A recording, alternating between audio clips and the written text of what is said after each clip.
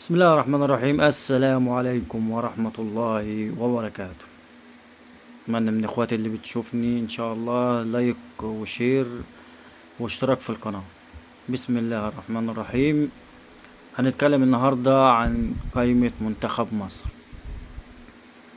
طبعا قبل أي كلام عشان برضو محدش يتكلم ولا يقول أنت بتهاجم ولا بتهد ولا الكلام ده كله، كل الدعم لمنتخبنا في تصفيات كأس العالم، وان شاء الله باذن الله نصعد ان شاء الله ونقدم مستوى رائع باذن الله. ولكن في بعض التحفظات على قائمة منتخب مصر واللي ضمها كابتن حسام حسن.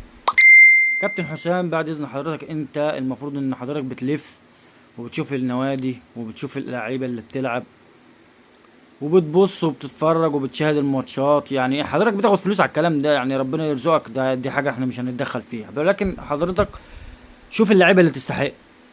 شوف حضرتك اللعيبه اللي تستحق. يعني حضرتك ضم لعيبه مصابه، لعيبه ما لعبتش مع انديتها، لعيبه ما تستحقش. يعني بعد احترامي لحضرتك، يعني في لعيبه تانية تستحق، وفي انديه في الدوري المصري يعني لعيبتها قدم مستوى ولا اروع، مفيش اروع ولا احسن بكده. طب حضرتك بص الفرق دي، انا هنا مش بتكلم على لعيب بعين او بتكلم على لعيبه اهلي لوحدها او لعيبه الزمالك لوحدها، لا، انا بقول لحضرتك بص على لعيبه الدوري كلها. احنا اهم حاجه عندنا منتخب مصر.